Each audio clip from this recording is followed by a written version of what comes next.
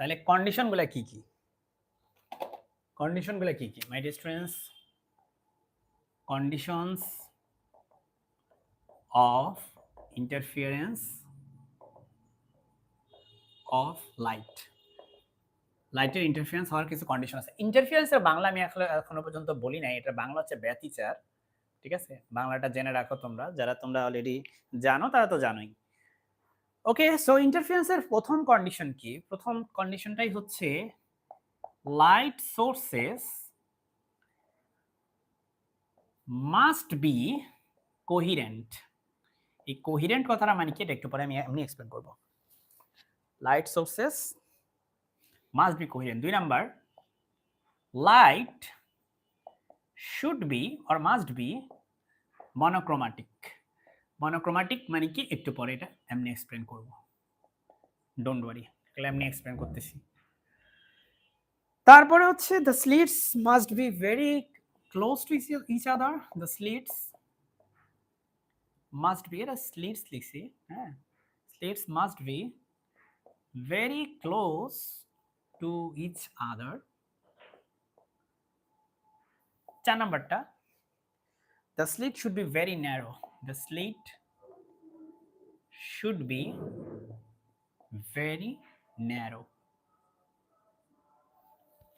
Narrow বানানটা একটু সুন্দর করে লিখে দেই। এখানে একটা জিনিস আমি একটু আগে বলে রাখি, মনোক্রোমাটিক লাইট বলতে কি বোঝায় এটা আমি একটু পরে যদিও লিখবো।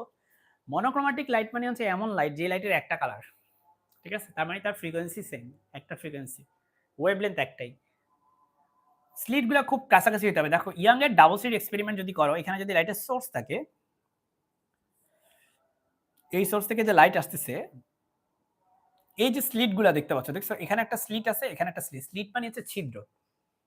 এই স্লিটগুলা very close to each other হইতে হবে। তার মানে এই দুটো স্লিটের মাঝখানের গ্যাপটা, এই যে গ্যাপটা যেটাকে আমরা এ দিয়ে প্রকাশ করি, এই এটা হইতে হবে খুবই খুবই খুবই খুবই small. A should be very very very very small. A should be very small, শুধু স্মল না, very small, very close. The slit should be very narrow. আবার এই যে স্লিট যেটা দেখতে পাচ্ছি, এই যে গ্যাপটা, এই গ্যাপটা, এই গ্যাপটা খুবই ক্ষুদ্র হতে হবে, গ্যাপটা খুবই ন্যারো হতে হবে, হ্যাঁ, তাহলে তুমি ইন্টারফিয়ারেন্স দেখতে পাবে। ন্যারো যদি না করো তাহলে তুমি ইন্টারফিয়ারেন্স দেখতে পাবা না। আর কোহিরেন্ট কি? কোহিরেন্ট মানে same energy, same phase difference, same wave from হইতে হবে। চলো আমরা সেটা একটু এক্সপ্লেন করি কিভাবে কি। আমরা একটু কোহিরেন্ট সোর্স কি সেটাকে একটু এক্সপ্লেন করি। কোহিরেন্ট সোর্স, তার আগে মনে হয় মনোক্রোমাটিক ব্যাখ্যা করা দরকার নাকি? মনোক্রোমাটিক, চলো মনোক্রোমাটিক লাইট কি বোঝার চেষ্টা করি। Monochromatic light, number one colour. Monochromatic লাইটের কালার কয়টা? একটা হয়, একটা কালারের লাইট, এটাই হচ্ছে মনোক্রোমাটিক লাইট। এটার ওয়েভলেন্থ হচ্ছে ওয়ান ওয়েভলেন্থ এবং one frequency. One wavelength and frequency. Wavelength বা ফ্রিকোয়েন্সি কি একই হতে হবে, যদিও একটা নির্দিষ্ট ওয়েভলেন্থ বা ফ্রিকোয়েন্সির আসলে লাইট পাওয়া খুব কঠিন, বানাইতে পারা খুব কঠিন। এটা একটা থিওরিটিক্যাল বিষয়। থিওরিটিক্যালি তাদের ওয়েভলেন্থ বা তাদের ফ্রিকোয়েন্সি একটাই হতে হবে। আর যদি প্র্যাকটিক্যালের কথা বলি, তাহলে যেই ফ্রিকোয়েন্সি নিবা বা যেই ওয়েভলেন্থ নিবা, সেটার যে ব্যান্ডউইথ, স্মল ব্যান্ডউইথ হতে হবে। স্মল ব্যান্ডউইথ,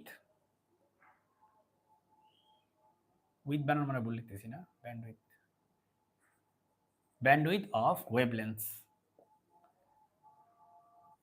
এটা হচ্ছে কি প্র্যাকটিক্যালি আর কি একটা সিঙ্গেল ওয়েভলেন্থ পাওয়া খুব কঠিন, হ্যাঁ, এটা বানানো খুব কঠিন কাজ, একটা সিঙ্গেল ওয়েভলেন্থ। তাই প্র্যাকটিক্যালি আমরা বলবো যে তাদের ব্যান্ডউইথটা স্মল হতে হবে।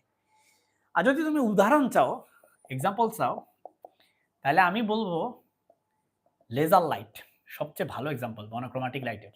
এটার কালারও একটা, ওয়েভলেন্থও তোমার একটা, বা একটা আসলে হয় না প্র্যাকটিক্যালি, আসলে লেজার লাইটের ওয়েভলেন্থটা খুব মানে ন্যারো একটা ব্যান্ডউইথের মধ্যে হয়, ঠিক আছে।